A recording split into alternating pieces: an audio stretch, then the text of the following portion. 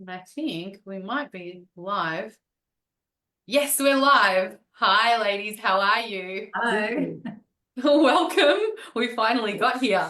Well, I am very excited today because I have two incredible humans in my presence, and we've got a very timely topic that we're discussing. So, we're actually talking about the consultation process. This is, if you're in aesthetics, this is for you. We're talking about body dysmorphic disorder, and what our responsibilities are ethically and legally as well. And I'm here with Nicky Tzimas from the CPD Institute and Roberta Honigman. And wow, Roberta and Nicky, you guys have got a wealth of knowledge and experience between you both. And really, I've got the two specialized people in body dysmorphic disorder because you've done incredible things in this space as well. So let's start by introducing you both. Tell us a little bit about yourself. Welcome, Roberta. Tell us a little bit about your journey. Okay, so I started working in the cosmetic field, surgery initially, and then it sort of morphed into the aesthetic injectables a long, long time ago. And I started off as a mental health social worker with an interest in body image, regarding cosmetic procedures. So I work in a private practice, but I also work 2 days a week at the Royal Children's in the plastic surgery department. And what can I say? You come across all sorts of issues with body image, whether it's people who are requiring reconstructive surgery, or which often can include injectables, Wow. as well as plastic surgery, as well as the injectables. So I've been doing it for a long time. I've worked with psychiatrists and psychologists, and I've co-authored a book on body dysmorphic disorder, and have done a lot of research, peer-reviewed research over the years as well. So what was your passion that led you to this extreme specialization, which is very current at the moment? People are really concerned about it, and Yeah. it personally affects their practice. Yeah, look, I can't honestly say I was brought into it. I actually, to tell you the truth, as a social worker, I was working with families with kids with intellectual and physical disabilities, and I was aware of the issues that they were facing, and some of them required life-saving and reconstructive surgery. But then it was so overwhelming. I had a family of my own. I had a burnout, and then somebody offered me a job as a receptionist at a plastic surgery clinic. And once you've had that sort of awareness, I couldn't help myself, but then needed to talk and wanted to talk to people. And the surgeon saw that it was a useful person to have in the practice, because some of the people were complaining about the surgery they'd had, and some of the people shouldn't have had the surgery in the first place because they were suffering from mental health issues, which drove and motivated them to have the surgery. So it sort of started from that and snowballed. Wow, that's incredible. And then you obviously met Nicky. Nicky, tell us a little Yeah. bit about yourself as well, and your journey, and then how you both met. Well, it's really interesting. I actually first heard Roberta speaking at an event. It was an event by a pharma company, and I was so impressed. I went, "Who is this woman?" Because she was talking about things that were close to my heart. And being a nurse, my passion was always behavioral sciences in the true essence, in that I did also work in the area of disabilities, the old institutions and the deinstitutionalization process, which we now know Roberta and I both were part of. Mental health, community mental health, and obviously acute. We've all done the acute nursing as nurses. And so that was something that was really of interest to me. So when I came into this industry, I had an opportunity. I came in with my mental health hat, and it was confronting for me coming into this industry, in this space, because I've come from a very ethical, I suppose, area of practice. When you're thinking about, vulnerable individuals that have got either mental health concerns or, both combination with disabilities, and we're there to empower them. And we were part of this normalisation shift and project that happened. It was legislated. And then coming into a space where all of a sudden money was defined as consent, and all I could see was vulnerable people, and it just felt wrong to actually be in this space, providing treatments to potentially, well, not potentially, there were multiple, I can share lots of stories as to why and how people were abused by practitioners, or misused. So that was a big thing for me. So when I first heard Roberta speaking, I went, oh, yes, there's hope, because I firmly believed that this was a very big missing part in our industry. The industry grew fast. I'm going to call it plastic fantastic. It became about money. And I think that holistic approach to care, that ethical approach to practice, was compromised very, very, very, very, very quickly, and very, very horribly, actually. Yeah. And that's how we connected. So I actually saw her on stage, and I remember this was probably about well over 10, 12, 13 years ago. And I remember saying, I don't know how, but I'm going to know this woman and I want to work with her. I really like her. Thanks. So incredible when you and that's the truth. You can project like an intention out there, and I've done this so many times where I'm like, one day I'm going to do this, or I'm going to meet that, or and then somehow the universe conspires to make that happen. And then, when it does happen, it's kind of like a bit of magic, which I feel like this partnership has brought on a huge amount of magic. And we'll talk about, how that's manifested into the CANSAT tool and a whole bunch of other things as well. But we're talking about BDD, body dysmorphic disorder. And then when you were saying, about the industry and in its infancy, it got excited and thought, hey, this is a great commercial opportunity. But largely, and I mean, as part of ABIC, we do a lot of research with regards to, stats. And I'm always presenting to government about, the statistics of adverse events, so how many people do actually suffer from body dysmorphic disorder, and, what the percentages are. When you look at the stats and the percentages, they're very small in terms of the actual clinical diagnosis. But when you look at the collective consciousness of us and how we operate as an industry, it has gone through shifts. We did get that excited period where everybody needed to have their lips done, or, that media attention. And then we started realizing, okay, we need to look at how we're structuring the ethics around this. But still, the question remains is, how prevalent is, body dysmorphic disorder as the clinical diagnosis? How prevalent, though, is then body image disturbances, because that opens up another sort of avenue. I think this area attracts the greatest number of psychological disorders diagnosable across medicine. Really? It doesn't mean that everybody who seeks a procedure is nuts. It just means that you have to be very careful when you, as a clinician, are assessing a patient, that you get in there and understand what the motivation is and what their expectations are. And I mean, that's been bashed around in the last couple of years, but that was what, for me, was the trigger to being interested in screening.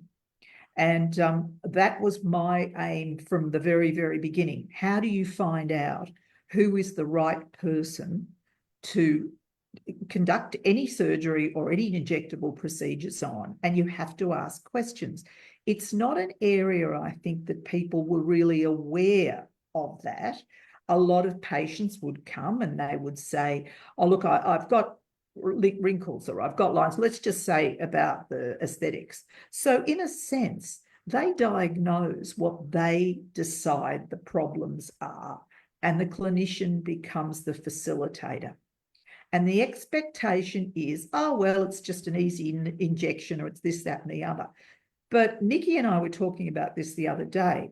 It also depends on what's happening for you in your life at that point in time and what's motivating you. And if you're a 68-year-old woman who's coming to have some sort of procedure to lighten and brighten yourself up before your son's wedding, you're coming with a very different mindset to the 23-year-old who's coming because she wants to, as they put it, prevent her wrinkles. So, you've got a very broad range of people. But to be very specific with certain questions, especially about BDD, I think there's a lot of room for movement. I think Interesting.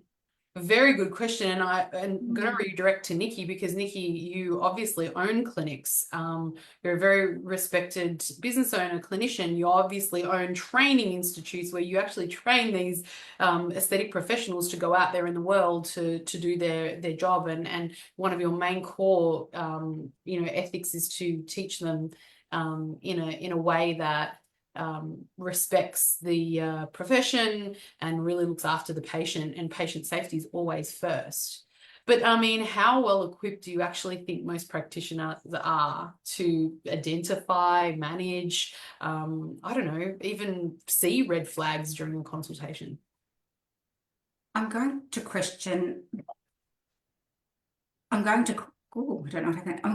that with a question, because the interestingly enough, yesterday I was running a session and I was looking at the statistics from just the Australian Bureau of the ABS, Australian Bureau of Statistics, and what the stats show is that 62% of the 62% of women in our population between the ages of 16 and 24 have got the highest predisposition to anxiety and depression.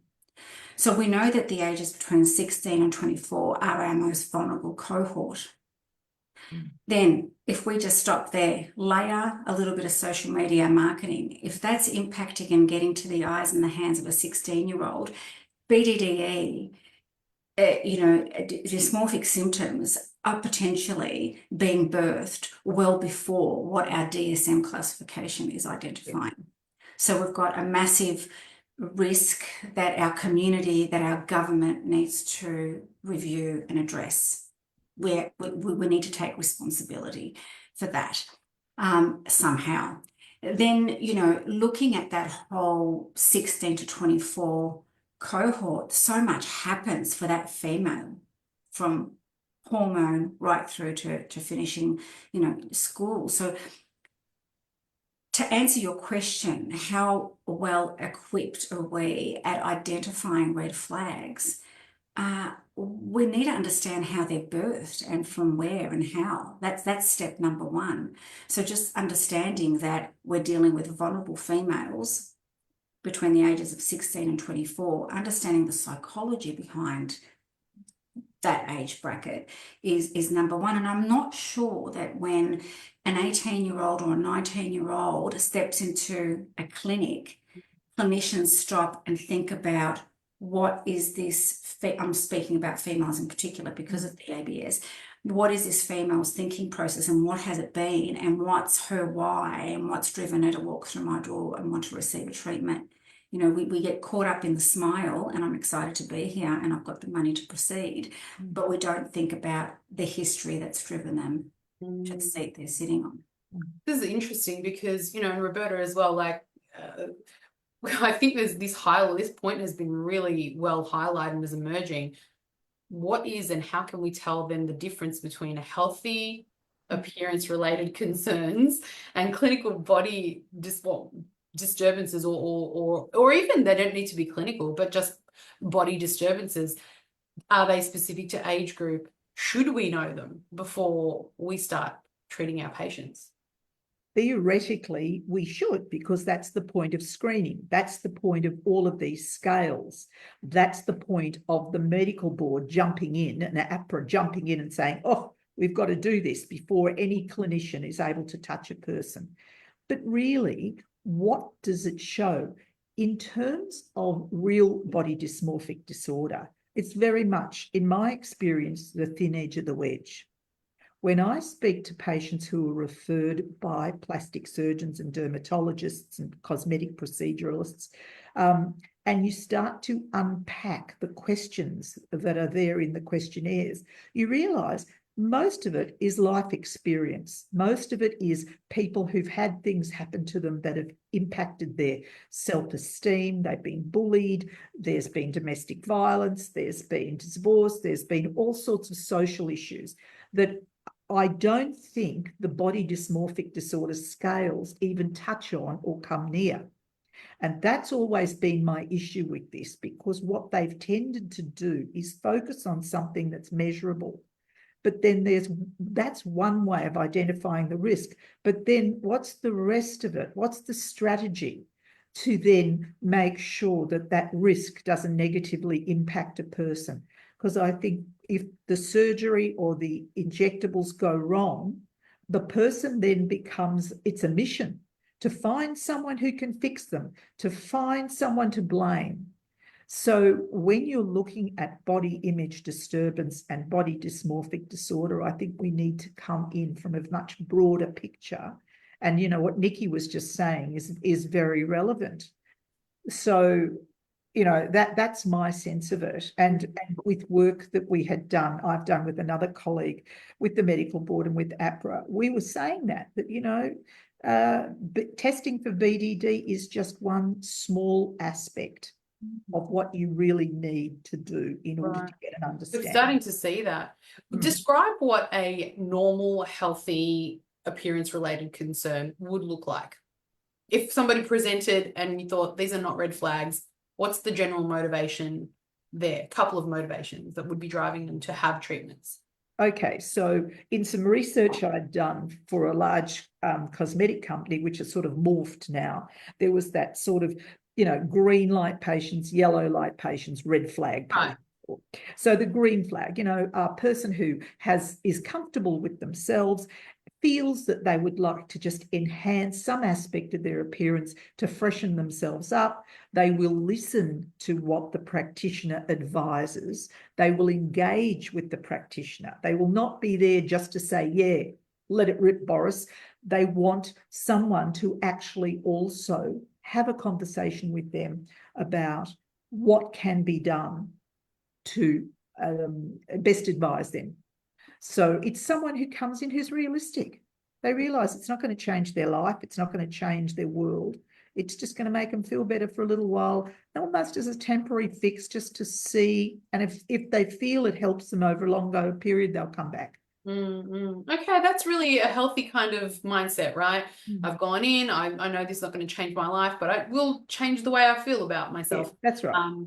And, you know, there has been a strong, I would say, research and I think there is evidence emerging of this strong mind-body connection. You know, when you look in the mirror, you look refreshed, you like what you see, you smile, cascades this incredible, wonderful hormonal response in your body and you feel better, and then therefore you feel healthier.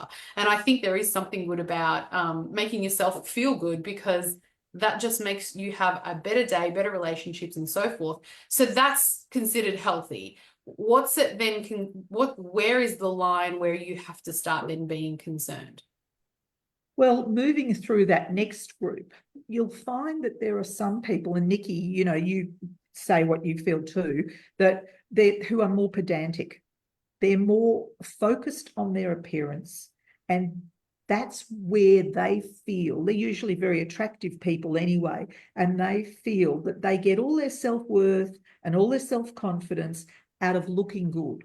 So they've got a much higher standard in terms of procedures and what to expect. And they will be more vocal and they will be more aggressive toward the practitioner to give them what they want. Is that necessarily a bad thing, or? Well, it depends. It depends on where they're coming from again, because if they've had procedures that they haven't liked and they've zeroed in on a practitioner who does not ask the questions, these people may, or these people may be almost a bottomless pit, in that they may not be able to be satisfied because they've come from a background of, you know, disappointment and almost trauma. Right. Okay. Because we've got this section of people though that are very well informed. They're probably not traumatized, but they walk in, and I know because I own clinics as well, right? So they walk in and they know exactly, this is what this treatment will do for me. I like this. I'm not liking this look. I like this look. Please, can you do this? So they have information at their fingertips. They're not necessarily aggressive about it. Are those types of patients Yes, but they've got information at their fingertips, which is great because they're informed. But how informed are they really? They know what they think they want. Right. But then in terms of actually what that procedure or injection will deliver, is another step further. And here, again, they're the ones that are going to, they're coming in diagnosing, I think this is what I've got, this is what I need. And where does the practitioner and the practitioner's skill come into this equation? That's really interesting. If I could just add to that, because I'm listening, and I'm absolutely incredible, Roberta, but we sometimes get caught up in the treatment itself, the technical, the mechanical piece. So when clinicians are sitting, in front of their patients or their clients, they get caught up in the dialogue of the outcome, the treatment, the consent process of that bit of it. Right. But I think the missing link is we're here to treat an emotion. And we need to understand why it's an emotion. Yeah, Nobody's going to walk through my door and jump on that chair because they feel good about themselves, whether it's healthy or unhealthy, however you choose to define it, it's an unmet need. So as clinicians and practitioners, we have a duty of care to understand what that unmet psychological need is. Why is it important that we need to change it? And I don't believe that clinicians are necessarily, they're not equipped, because they're not psychologists, they're not social workers, they're not psychologists or psychiatrists. They're not equipped to dig deep enough to understand what the patient's why is, the history associated to the why, and what they perceive their destination and their outcome to be. And the biggest risk in all of this, and we've seen it highlighted more so during COVID and post, is that everyone's expectations have been fluctuating, okay? Because prior to COVID, we were all on a high. Now, all of a sudden, because of many variables, whether it be financial, whether it be emotional, psychological, there has been a shift. So this is another thing that I'm seeing. So when patients are coming in to receive treatment, clinicians are assuming that they are going to want to receive the original treatment plan that was organised 12 months ago, 6 months ago, 2 years ago. And what we're not recognising is the huge fluctuation in the emotion. So managing the emotion, understanding the emotion more to the point, is what's going to assist us in managing our realistic expectation treatment outcomes. Yes. That is somewhat overwhelming, because if you think about the statement that you said, that we're not equipped to deal with that, but there are so many people delivering this service. So there's, and the public expects this service. What's the answer if you feel that we have an overall, okay, we're not, we're specialists for a reason. Psychologists and psychiatrists are titled that for a reason, for the amount of study and knowledge that they have. Nurses in particular, and I'm going to say doctors in particular, we've got a global perspective and understanding of everything. We have to be. It's a holistic knowledge and holistic approach to care. I think the infrastructure could do with some improvement is we need pathways. We need better referral pathways that are going to make it easier for both the nurse and the doctor. We can't have complicated pathways because it makes for closed communication. We need to review our current system, the way we're doing things, and if we're genuinely wanting to be holistic in our approach, there needs to be a review. Yeah, I believe. Roberta, you've been across. You're in the children's hospital, so you see things right from the beginning of when things are birthed. So, what's your opinion on the referral process? Well, I think first of all, you're right. The communication is the key. So even with the referrals, I think there needs to be a very open relationship between the practitioner and the patient. And part of that is knowing where the patient has come from, how the patient has got there. And then there's got to be a form of engagement. So the patient has to feel comfortable with the practitioner, and the practitioner has to feel comfortable. Not all of us have met someone and you're talking to them, whether it's to talk or to inject or to operate, and you think, my gut doesn't feel right here. Something's wrong. There's something about this person that I can't get my finger on that makes me feel comfortable enough to go further. Some people come in and they think they know what they want, or they've read enough to make them feel secure enough in saying, yes, I want this or I want that. And they do a lot of homework in finding, like Nicky was saying, finding out, what's available. And they can recite it, and they will argue with you that they know a particular procedure or a particular injectable is the one that does the job. I was having a conversation with a woman the other day who'd had massive liposuction, and she thought that what the answer was to take the fat out and put it back in to where it didn't look good.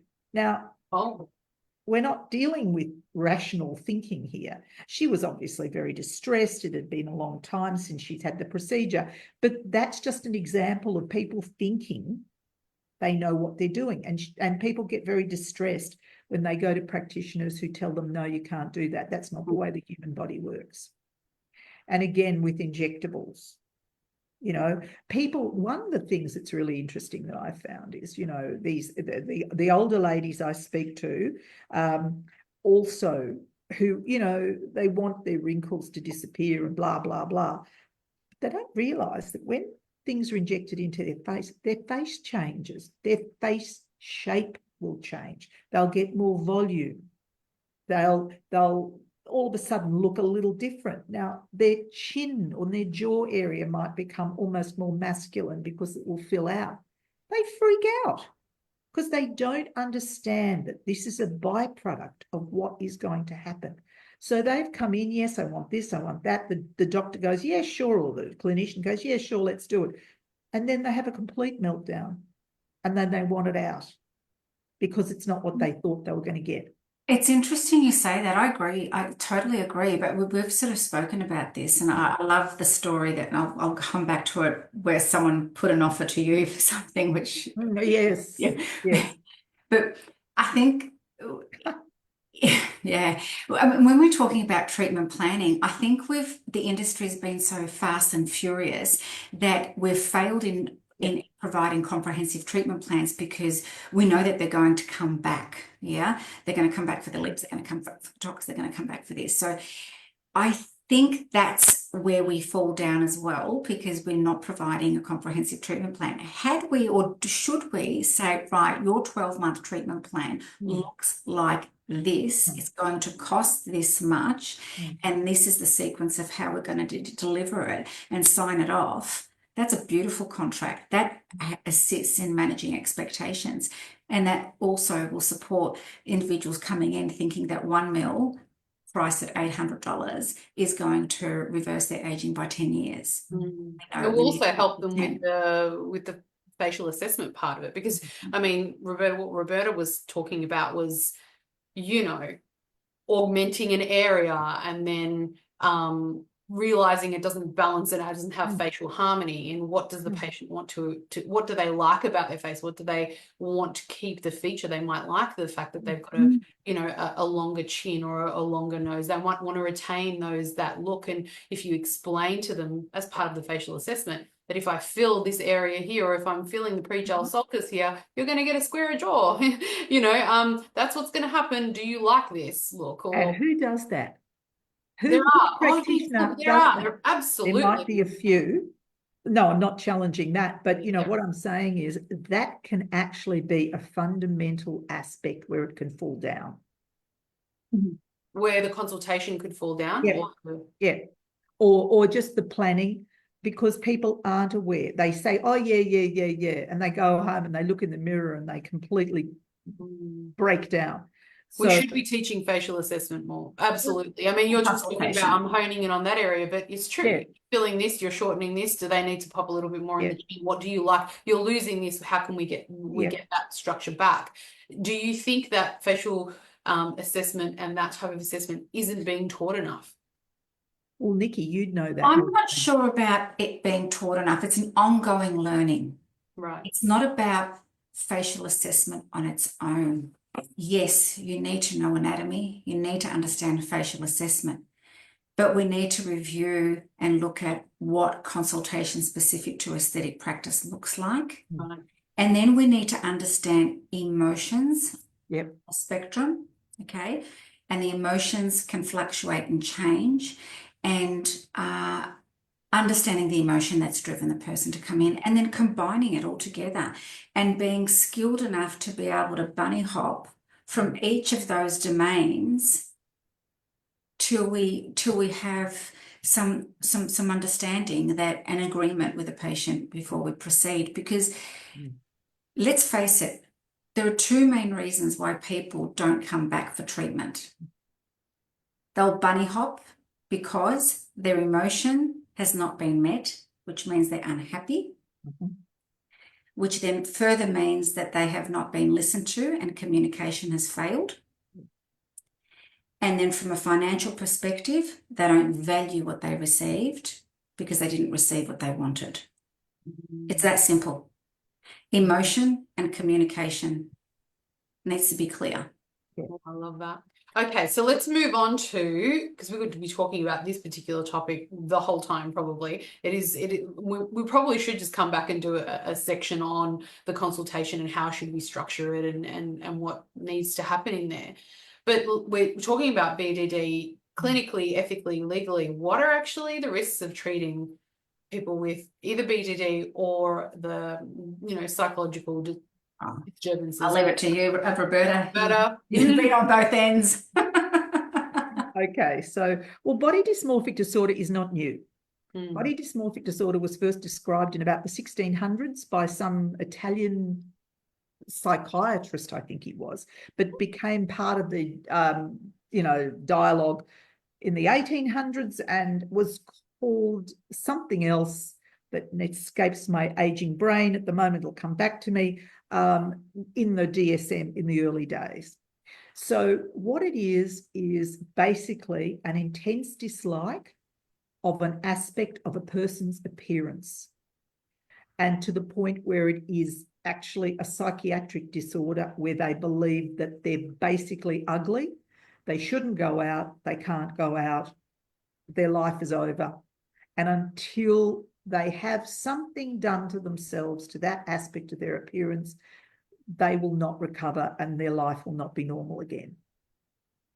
So it's a psychiatric disorder suggested perhaps to be on the obsessive compulsive disorder spectrum.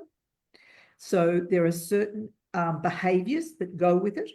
There are, people who disguise themselves. If they don't like their eyes, they will wear sunglasses. If they don't like their hair, they'll wear a hat.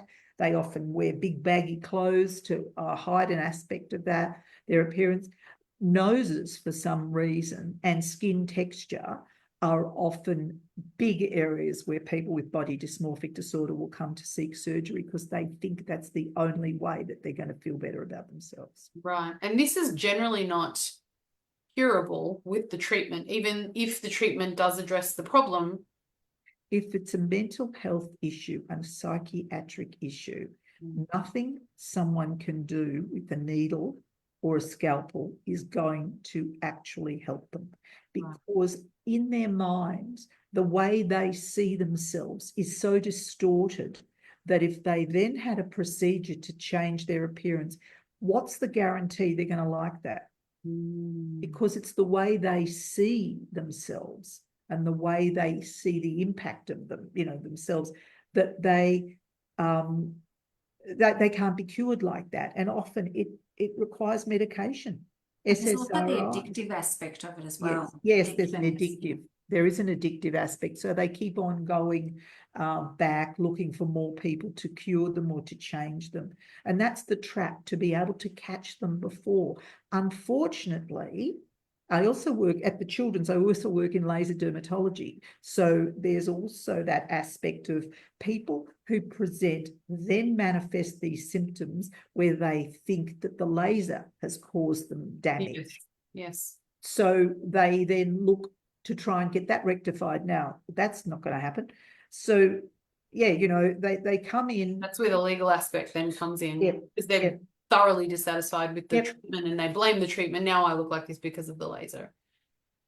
And so you know, this is a big kettle of worms here, but can you screen for this? Because they're actually quite good at hiding that, I believe.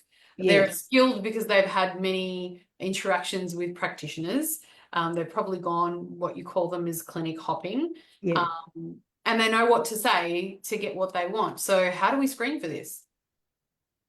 Do you want to do that, or do you want me to? Well, I want to say, welcome to there are multiple screening tools available.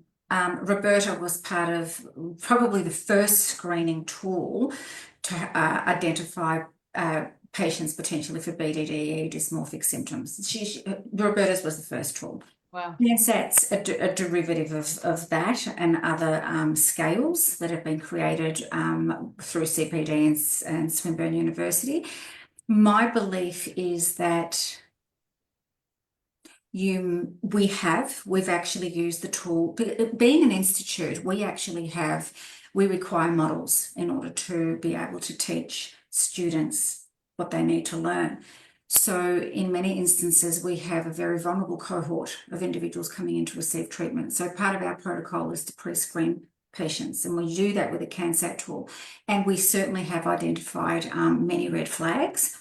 However, we've certainly had people coming in where our gut has said to us, and they've come back as a green. And you know, you still have the right to refuse. You still have the right to refuse, and you know, and through a face-to-face consultation, you still have opportunity to pick up things and make informed decisions as a clinician for yourself. So the answer is yes and no. It'll catch some, but not all, I believe. Because it's basically also the questions you ask. And this, you know, a scale is only as good as what you put into it when you create to get the answers that you're looking for. But there are screening tools out there that you can Absolutely. digital screening tools. One of them is the one that Roberta you put together, and the other one is the CANSAT. The CANSAT, yeah, that was a separate one that Nicky did, which was relating specifically to injectables, cosmetic procedures. Right, correct. Mine, the one I did was to do more with plastic surgery, but it's got the same sort of questions or similar sorts of vein that it goes down, but it wouldn't be as specific to that. But it's about, again, you know, going back to what we were talking about before, somebody comes in, they just want to be happy. How do you make happy? How do you create happy? Very commonly asked. Yeah. I just want to be happy. I just want to feel good. I just want to be happy. Be happy. Well, happy's great, but how do you measure happy? How will you know that when that person walks out the door, they're happy? How many people ask, why aren't you happy? What's happening? Deep down, yeah. What's happening in your life that you're not feeling happy? You know, I've got to say this, Roberta. Sometimes it can be as simple as, hey, I just turned 50. I've noticed a few wrinkles. I like the way I used to look. I'm starting to not like the wrinkles. Can you just help me get rid of them? It's fine.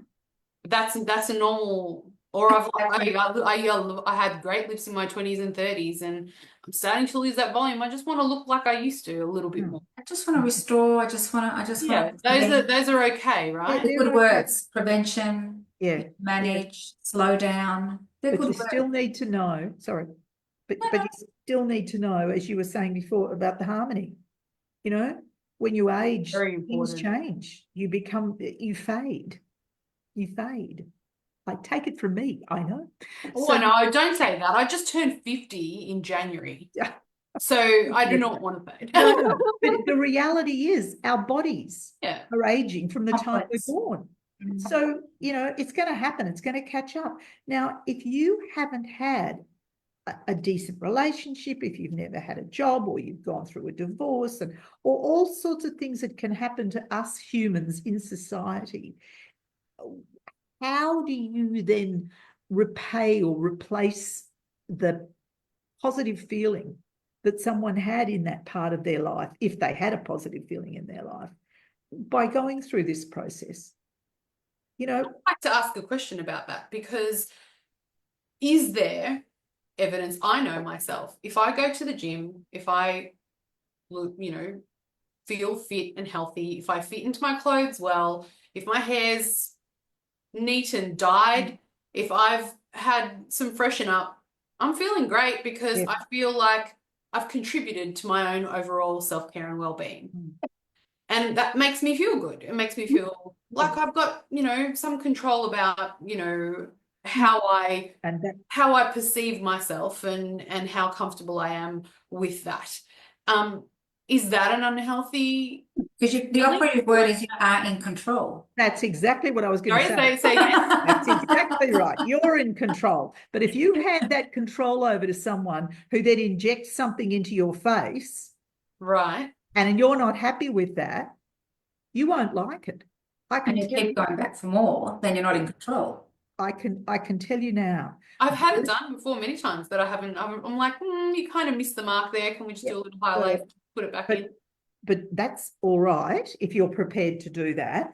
But then when you're looking at people and just harking back to surgery, if you hand that over and then somebody says, oh, look, while I'm doing your nose, why don't we do a chin implant? Or why don't we do something Right. for the sake of symmetry that from a perspective of clinician or an artiste, if you like, that's all right for them. But then the person comes back and says, I hate myself. It's not what I wanted. Not what I wanted, yeah. And this sort of translates over to here too. Luckily, you can dissolve some of the fillers and luckily, things wear off. But why would you want to go down that road? You know what I've noticed, and this is from owning 14 clinics and having multiple injectors, is that the listening ability, and the doing what you specifically ask or you would like, is there's a lack of communication there. Yep. Some of my nurses and doctors are able to interpret or able to, but then others put their own flair in there. Like, for example, look, I just want my cheeks to be a little bit plumper in the mid cheek area. And then they're like, well, we need to balance it out with with your lateral cheek. I don't like that. I know that because I've had it before. Is it okay if we just stick to there? And then it will be their opinion plastered all over. You give in, they do it, you don't like it. And then there's this breakdown of communication of forceful, no, we must do this. No, this is where we need to inject or this. So where is I suppose the patient negotiation? If the patient doesn't have access to the information to be telling the nurse or practitioner, this is what the technique I want, because obviously I know the technique because I've been in the industry. This is what I like, and then I get something else. Where's that communication breakdown happening, and how can we improve that? Well, I think that a consultation is a collaborative process. Right. It's a give and take. They're going to say something, the practitioner is going to say something. And if you listen and validate what the patient is asking for, any concerns, they don't know everything. They come in there thinking they know what they want. But if you say, well, when I look at you, I don't see that. I see this. And from my perspective, maybe changing this might give you a better result. There's a challenge there. That is a challenge. There is a challenge there because they're not on the same page. And the patient, I would say, would be reluctant to then all of a sudden, and why should they, let go of what they went in for? Maybe they need to think, talk about it and say, okay, why don't I come back next week and I'll think about this and see the ramifications. But it's usually like Nicky was saying, it can be a sort of a quick fix. It can be a bit of an addictive hit. And who knows whether you've hit So the I mark. like that. Let's just take a beat, have a think about it. Do we give ourselves that time to think about it? Probably not. I think cooling off period is really important. There's lots of different ways that you can do it. I mean, in plastic surgery, there's a legitimate cooling off period. But in our practice, there's lots of little ways that you can create cooling off opportunities. In our practice, we will do the consultation. We will actually document the treatment plan, and then, personally, and I know that my team will actually hand over the treatment plan to the patient and say, look, I'll leave this with you. Have a little ponder. I'm going to go and get myself a glass of water.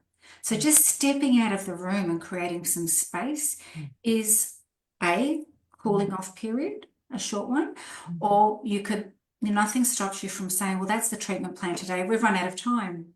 So let's rebook you in a couple of weeks and have a think about which one you want to do first. I like that You very know much. what? Because who wants to, you don't want to be treating somebody who's unsure about what they want to have. Regulation is changing so dramatically and quickly in our sector, or maybe not changing in certain aspects, maybe just becoming more strictly monitored. Regardless, our industries are evolving very quickly. How do you both see the role of like mandatory screening in this? Do you think that we're being over-regulated or under-regulated? What do you think of this whole regulation space? Start the conversation there. I think the notion is correct, but they've gone down the wrong way, or it's too heavily skewed toward body dysmorphic disorder. Okay. That is not the only reason that people are dissatisfied, and it is not the only reason that a person shouldn't have surgery. It is the thin edge of the wedge. I have met people with real body dysmorphic disorder when I worked for years at St Vincent's Mental Health with a psychiatrist who was the head of all things body dysmorphic, and they were really sick. They were really mentally ill and very sad, and their parents and their friends and their partners, just, it was a bottomless pit. So I sort of feel that that's sort of denigrated them or that whole real sick people. And it's all right. I would tend to think that we are looking at dysmorphic concern more, an over concern with an aspect of appearance rather than pure BDD. It's interesting you say that, because when you look at mental health, and from my knowledge of mental health concerns and problems, we're missing the most critical and most dangerous phase, and that is comorbidities. So you have somebody that's got long-standing anxiety that can lead to depression, that then leads to personality disorder. The three go hand in hand. So there you go. That in itself is what actually then leads to addictive, maladaptive behaviors that can then lead to, I think, more problems than. That's right. Yeah. Because what they're not looking at are the real personality disorders, narcissistic personality disorder, obsessive compulsive disorder.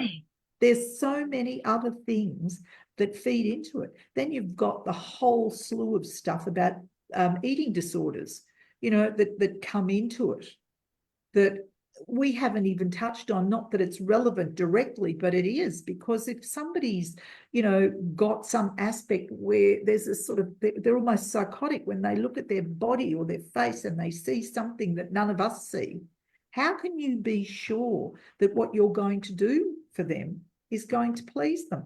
So these are the extreme cases, but, the majority of people that we see in clinic are happy. They come in, they have the treatment, they love it. They love it so much they keep coming back. We have regular skin. I mean, we know the industry.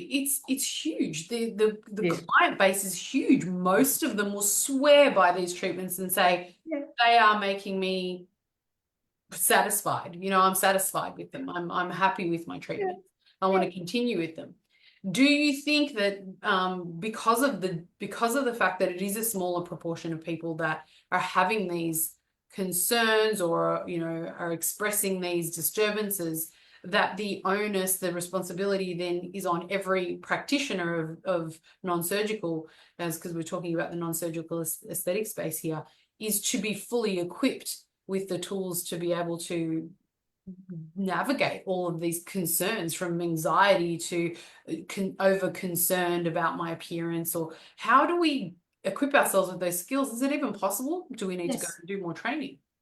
You just need experienced people in this game. See, this is the thing. The industry group, in my opinion, I'm interested in yours, Roberta, in my opinion, it's like, if I go back to when I was working in disabilities and I was working in mental health, it was seen as not real nursing or medical. It was sort of the bottom of the pile, and it wasn't given the respect and the infrastructure that it really needed. Their specialty services, their specialties in themselves. And I think what's happened with this industry is that it just exploded. Yeah. Nobody knew what to do. You would call, and I say this openly and comfortably, you would call APRA and they said, we don't know anything about it and we're not going to support it. You'd call other insurance brokers and they say, no, we don't understand it, so we're not going to support you. So it was like this neglected child that grew into this big monster. Yeah. All of a sudden it's got legs and tentacles, and then everyone's just looked over their shoulder and went, oh, we've got to come back to you. We need to take control of you. Oh, I get what's happening here. I think I get what's happening here. So let me put my little stance on what I think needs to happen. So the whole consultation piece specific to this industry is not okay. Yeah. And I think this happens, unfortunately, with government being reactive, that whole consultation piece, go to the people who have actually given the industry legs and tentacles and made it safe, because there are so many incredible people in this industry that have made it what it is today. It's not government. It's the likes of plastic surgeons and professors and incredible people that have just, done their own research and handed over, best practice protocols. So I think that we're doing okay. We're doing well. I think we need to polish things up. We need to streamline things. We need, a more sort of a holistic and, approach to what we're all doing. I love what you've just said, but we all know the regulations got it wrong. I mean, we know from the industry, we feel that in essence, the patients aren't getting what they need from the regulation. The protection isn't there for them. The intention is there to do that, but it's overly restrictive and it's actually causing the industry. This is the feedback that I'm hearing, is that the silence now that is from the Australian national medical community, that we are not allowed to speak about what we do. We're not even allowed to tell you that we do these things. It is very covert, the fact that we are doing these things. If you want your information and you're Australian, you must go to America or Bali or somewhere else to find out any information about this before you do your, come into the consultation. Your pre-knowledge or your pre-learning needs to be done from overseas because we can't give it to you. This whole piece of the extreme silence I've heard, is actually negatively impacting the industry. What have you heard? Well, I think what if I can just go back to what Nicky said, it's grown like topsy. And when you try to build a house without solid foundations, what happens? Right. So what we're trying to do is close the door after the horse is bolted, to use this. That's right. The horse is bolted. So we're out of control. And globally, we're out of the shed. We're out of control. And what APRA has done has been reactive. They haven't been helpful in trying to create a policy that is broad. Somebody just said, right, it's BDD, let's get them. Let's start asking questions. Let's go focus on that because that's our answer. No, that's them needing to be seen to have something that they've done. And I don't think what they've done is broad enough. I don't mean that they should stop people, but they need to take some sort of role in, I don't know, you don't want them to over-regulate, but that's their role, to be the regulator. But on the other hand, they could also be an educator. They could also, make sure that there is education mandated within the community to enable practitioners to feel comfortable in the way they practice. Everybody seems to be scared stiff. And scared silent. This is the thing. I mean, you've removed an actual tool to be able to help people, which is the speaking of and educating. And then, clients and then going to practitioners that are actually not even registered. So, they're because nobody's talking about it and saying, I'm actually a health practitioner practicing aesthetics and we can do these treatments here. They're finding other people who are willing to talk about it because they're unregistered and they're having treatments that can go horribly wrong. Then you're getting information overseas. So you've got unrealistic expectations because the trends overseas are extremely different to maybe what realistic, healthy, treatment plans look like in Australia. right? There's just on that, there's one big thing, culture. Culture. Culturally, what people's appearance culturally. Everybody seems to have lost their capacity to be an individual, and everybody's appearance now is homogenized. So it seems as though we all need to look a certain way. Otherwise, we're not accepted, which is a la social media. But how do you overcome that? Well, the other thing is culture also starts in a country. Like Australia had its own specific look, or, you know, it's very multicultural and so forth. By just silencing the whole of the Australian industry, we're looking overseas. So we're all like, oh, we want to look like the Americans because that's the way that's the only thing we're exposed to now. And then we're losing our identity of multiculturalism within our own country, which we prided ourselves on so much. And in essence of loss of identity. So back to the regulation, it's unnecessarily it's focused in one area too dramatically, not broad enough, over restrictive, but also undereducating, to the point where, you know, you feel scared and penalized if you're going to, you know, speak about what you do. What's the answer? Well, look, if they have one more review, I think the place will sink. So what's the answer? I think it just needs to be from within the industry. Try and get some sort of, and Nicky, self-regulation, is some sort of consensus about A, what the problem is, B, is there a way around this that you can work within the regulations as prescribed by APRA, but also improve, take responsibility for your own industry, clean up your own backyard. Exactly. Well, you know, one of the proponents of ABIC is ABIC looks over the umbrella of the industry. So we look after from beauty to dermal, medical aesthetics. Okay. So we actually represent to government in many different ways. A lot of it is on behalf of small business because, you know, nobody's speaking for our whole umbrella industry when things happen in Senate about, you know, just HR, IR and all that type of thing. But we also speak to regulatory bodies on behalf of the whole industry because we all work in symbiosis together. And traditionally our industry is very siloed. So Cosmetic Nurse Association or the Dermal Clinicians Association and Cosmetic Doctor Association, but there is no communication, as you said before, and that is the most important thing between all the sectors. So ABIC then brings them all together. So all of our members are from various different disciplines within. And then when we propose a thing like self-regulation, it is starting to become more and more appealing to government bodies. I was on with the EPA the other day, talking about legislation, IPL and lasers. And when I mentioned, well, we actually have a standard, we have a self-regulation model and a platform, their ears pricked up and they said, well, maybe we can work in conjunction with you because you know your best practices better than we would ever.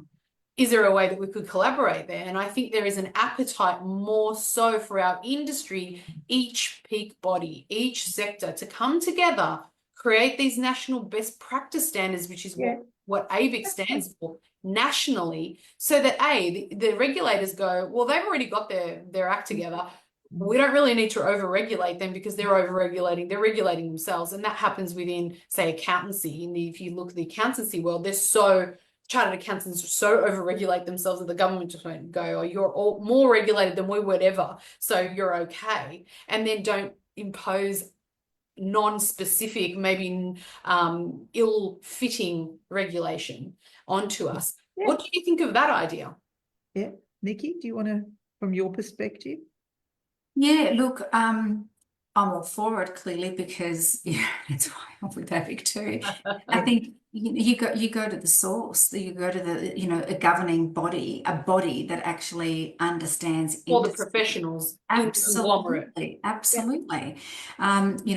quite broad, but I think we would benefit from this greatly, absolutely greatly. It would be wonderful to get all of the disciplines together, and this is, I mean, we're starting this with our regulation committee or self-regulation committee within ABIC, to get those incredible minds like yourselves together, And you all come up with those best practices together as an industry, as industry leaders, and then we present that to government as those are our best practice standards that can be evolved and changed over time and grow as we learn. But I think that could be something to explore, and I definitely what you're saying as well, the horse is bolted. How do we go back and start from scratch? You can't shut the door, but you can adapt. Adapt. And I think you can raise awareness of where there are problems and raise awareness of what's working. And you can work together. I think, too, because it is quite a competitive field, people are worried about the bottom line. And that, oh, well, if they do this, that means I'm not allowed, I'm going to lose these patients or I'm going to lose that. I think there needs to be confidence in the field to know that everybody's in this together and that there's something that can be achieved by working together. And then the regulator, I think, if there are less complaints, because everybody's working together, will be less inclined to get their nose involved in it because it's working. You know, I love what you said. I love that you use the word confidence because it's all fear mongering at the moment. Yes. And I love the fact that you did say confidence with, with what we're doing and how we're working, because I just want to also bring to the table that a lot of what we've discussed, things on a whole, I think we're doing pretty incredible given that, we've not had authoritative support. It's come from within.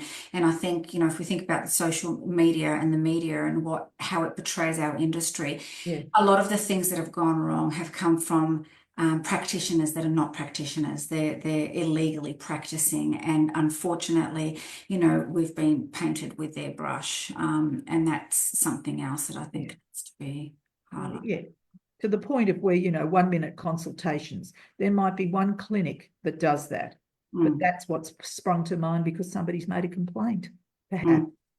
What's actually happening in our industry is a culture of there's this underlying culture in our industry of, when you were talking about competition, that has fueled a little bit of negativity, and not just a little bit. when I was speaking to the EPA, I asked them the question. I don't know if I already said this in this particular meeting, but I think I've said it about 3 times today.